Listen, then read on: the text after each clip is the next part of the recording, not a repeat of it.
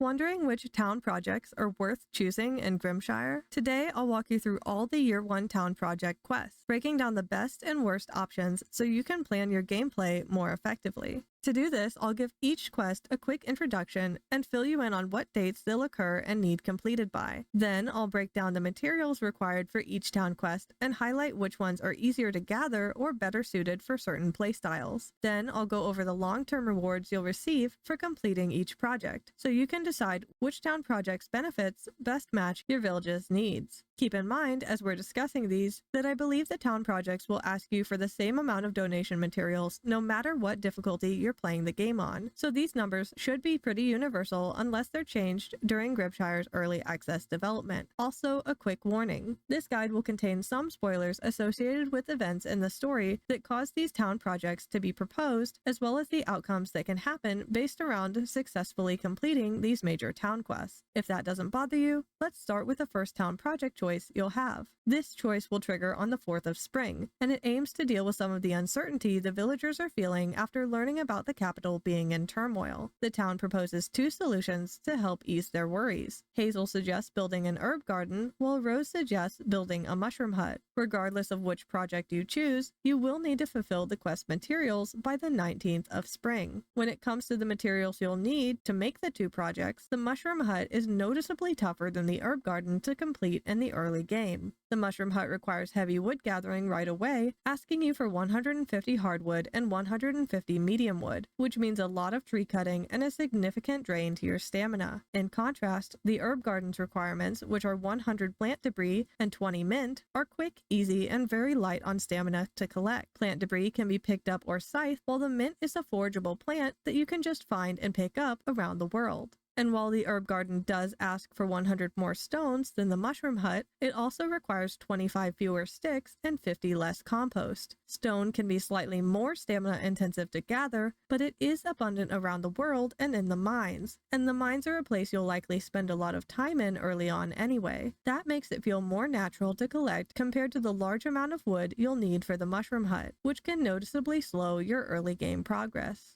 Compost is another sticking point for the mushroom hut too. Early on in the game, you may not have enough spare materials to produce high-quality compost efficiently, and the general store doesn't sell enough compost to make a big dent for you in the town's project delivery requirement. To meet the delivery, you'll need to start composting early, possibly build multiple compost bins, or sacrifice some of your higher quality materials that you have very little of in the early game in order to boost your compost output. Both projects also require additional forageables, 10 morels for the mushroom hut, or 20 pepperwort flowers for the herb garden. The difference between these forageables is pretty negligible though. Neither of these is especially difficult to collect, but they're just worth keeping in mind as you plan. Overall though, despite the herb garden's extra stone requirement, the significantly lower demand for wood and compost does make it, in my opinion, the more practical and efficient choice for managing your early game resources. But which of these 2 projects actually gives you and your village the biggest benefit once it's completed? I would say the 2 of these are pretty comparable. Both projects will automatically donate a bit of extra food to your cellar, with the herb garden providing you regular herbs and the mushroom hut routinely giving you mushrooms. Since the amount of food both projects provide seems fairly similar, which project you choose will mainly depend most on whether you want herbs for help with fulfilling quests or cooking, since they're typically needed for villager requests and as recipe ingredients, or if you prefer simply having more stamina in your cellar, like the mushrooms provide.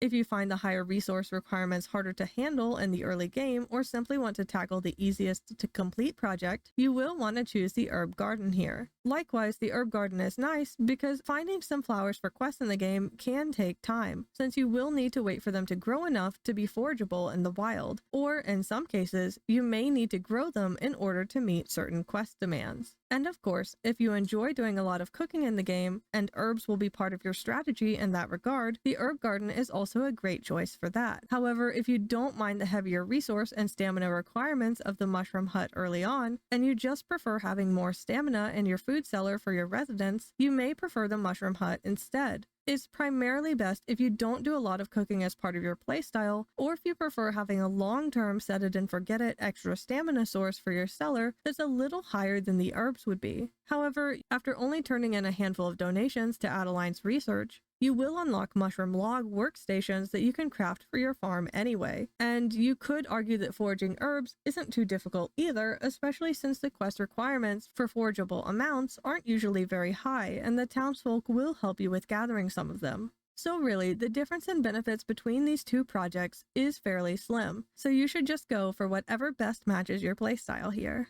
Later on the 25th of spring, you'll be presented with your next town project decision, which will ask you to help solve the issue of red tide that has been appearing around the southern areas of the village and throughout the marsh. To deal with this, Percy will suggest building a fish farm, while Lila will say she'd like to try performing Redtide Remediation using a technique called Mirebinding. The first of these two options, Percy's fish farm, is a structure that will be built near the small body of water next to your town's root cellar. This structure can hold around 6 different fish species, which will rotate with the seasons. One of the fish farm's biggest advantages is that completing the project appears to automatically supply your root cellar with about 6 fish per day, making it a strong and consistent source of carnivore food. It's also helpful when it comes time for you to process your fish if you're doing things like pickling, since you'll often want uniform fish types for this. However, the main downside of the fish farm is that the benefits it gives you are fairly localized. It doesn't affect other sources of water across the map, just that one small body of water in the middle of town. This means you'll still catch sickly fish while fishing and in your fish traps, unless you're using medicated kibble.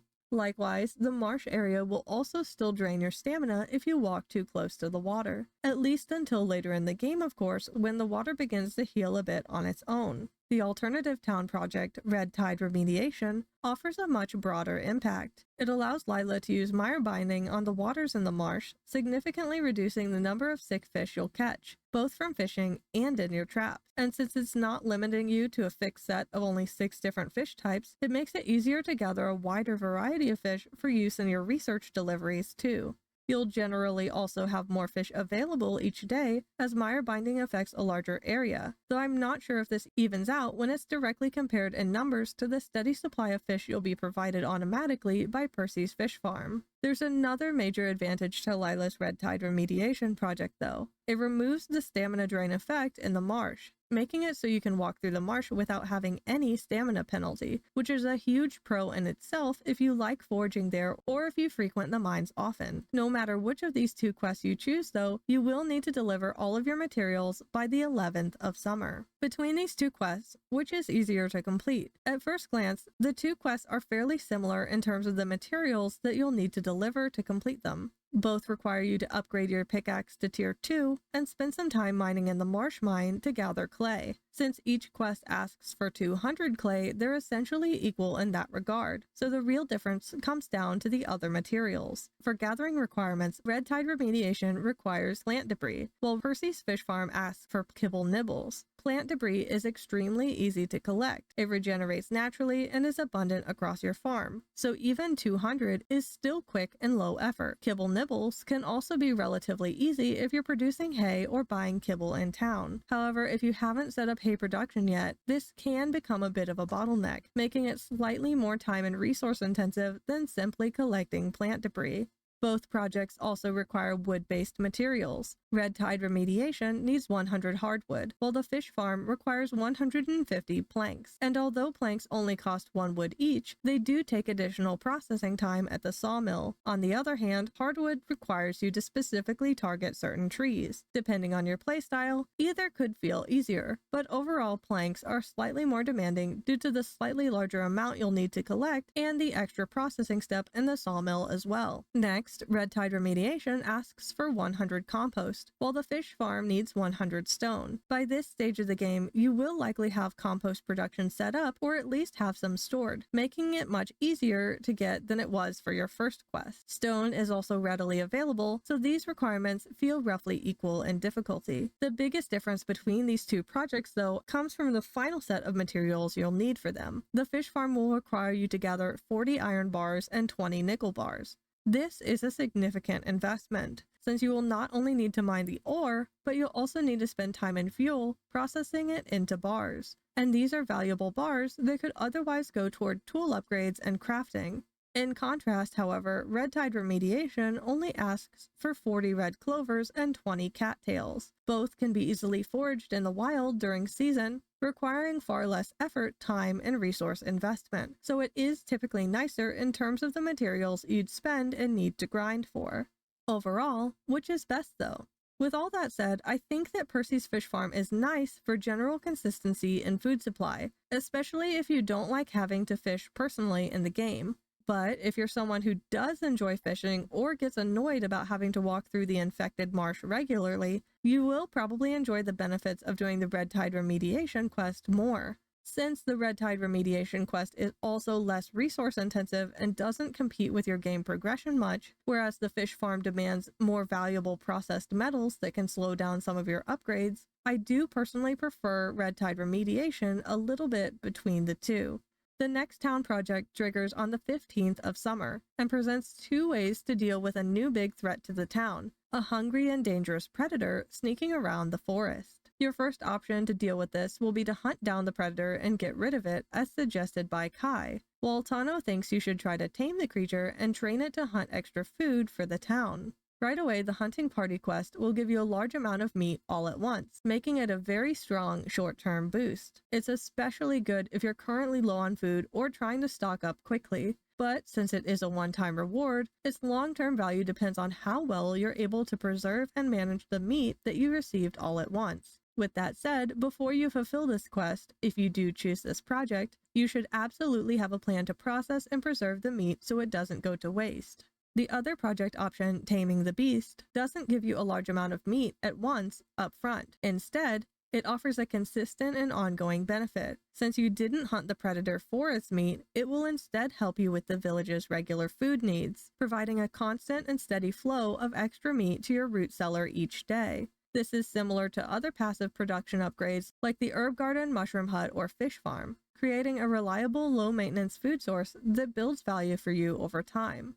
No matter which you choose for this quest, you will need to get all of your resources into the donation box by the 28th of summer. Between these two quests, which is easier to complete in terms of materials? A major factor in considering this is whether or not you want to butcher your animals. While you can purchase hide from Rufus's shop in town, blood and offal don't seem to be available for purchase. That means your choice of town project can determine whether butchering is required to complete it. If you're trying to avoid that, or if you don't have farm animals yet, this will likely be the most important consideration for which project you choose. If you don't mind butchering, the blood and offal are generally easier to obtain than sourcing 20 hides and 100 coal. That said, the difference isn't dramatic, particularly if you've already built up a decent stockpile of coal. Another key difference between these two quests is the metal bar requirements. Both projects call for 40 iron bars and 10 titanium bars, so they are equal in that regard. However, the hunting party project requires 30 nickel bars, while predator taming only needs 20.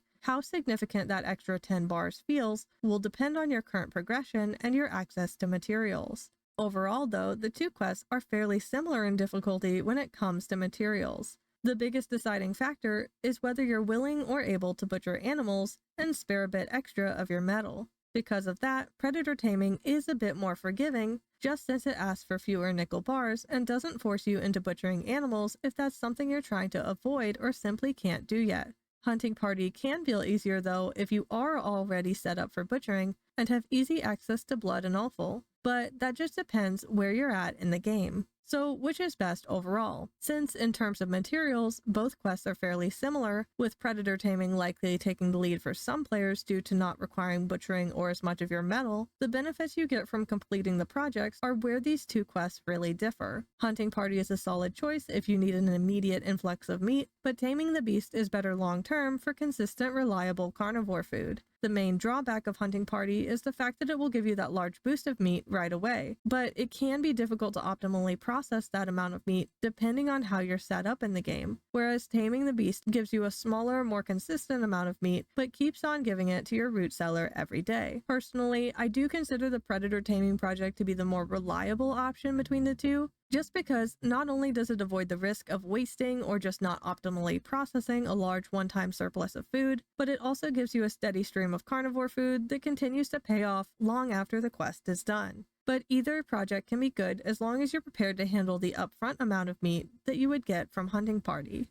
For the next town quest, you'll need to figure out how to deal with a pesky flock of crows that has been hanging around the town. This choice occurs on the 10th of fall. The townsfolk have come up with two creative solutions to do this. Adeline suggests repelling the crows, while Beryl proposes trapping them. If you decide to complete Adeline's crow repellent project, braziers will be placed throughout the village. These braziers will burn special herbs, creating a constant deterrent that will help keep the crows away from your farm in such fierce numbers. This will keep your crops and forageables a bit more protected. Beryl's crow trap project takes a different approach. Instead of preventing crows, it turns them into a resource. Like some of the other town projects we talked about, the trap crows will become a source of meat for your village, providing a steady supply of extra food for your root cellar. However, the crows will still hang around and continue eating your forageables at the same rate if you leave them out, as well as your crops. Again, regardless of which project you select, you'll want to turn in your donations by the 26th of fall. Between these two quests, which is easier to complete? Again, if you're trying to avoid butchering as much as possible, you'll want to steer away from the Crow Traps quest, which requires offal.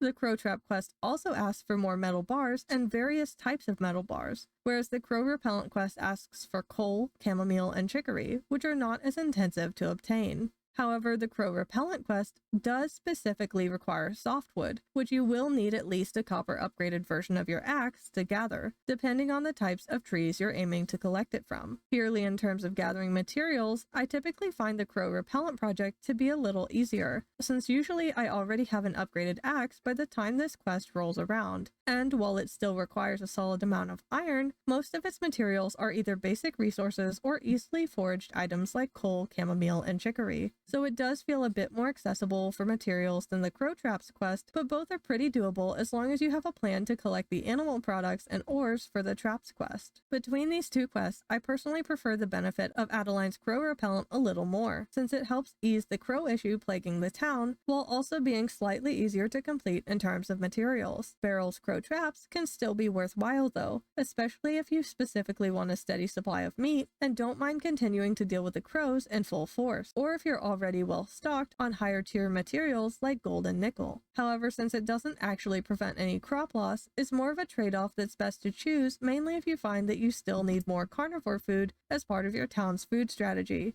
But really, crafting extra scarecrows to help prevent the crows from attacking your crops isn't too hard either. So both of these projects have their benefits. The last town project will not give you an option between two choices, so I'll only cover it briefly. It is Theo's Last Stand project, which triggers on the 1st of winter and will ask you to deliver 300 planks, 200 hardwood, 200 stones, 200 clay, 50 iron bars, and 40 titanium bars. Since there's no alternate option to this, the resources are what they are to get, and the benefit of completing this quest is that the village will be able to withstand the final Year 1 story event. To complete this project successfully, you'll have to turn in the necessary resources by the 13th of winter. Before I wrap up though, there are a few more things to know about the Year 1 town project quests. First, not completing any of these projects will have major consequences, so always try to prioritize completing them before their due dates whenever possible. Next, the villagers in town will contribute items to every town project daily. There's a maximum cap of items that the villagers can add toward each project, but keep in mind that this amount can be subject to how many villagers you have around at a given time, as well as change in amount as the game moves through early access. So do be careful if you're strictly relying on the villagers filling these parts of your donations. Finally, before every town project is due, there is a little warning cutscene that plays. I believe this is like right before the project is due, so if any of the characters suddenly knock at your door begging for last-minute contributions, you should take that as a sign to try to deliver the quest items ASAP. Now, that should be everything you need to know to have a pretty solid understanding of what town projects there are to choose from and what the strengths and weaknesses are to each of them. Hopefully this helps you better plan your Year 1 quest strategy going forward. If you did get some benefit from the information in this video, I'd be really happy if you took a moment to hit the like button below. And if you want to stay updated on future videos like this that I create, please click the subscribe button as well. And if you have an extra second, I would love to hear which town projects you chose and how you felt about them for your game. Anyway, thank you very much for watching and good luck completing your town projects in Grimshire.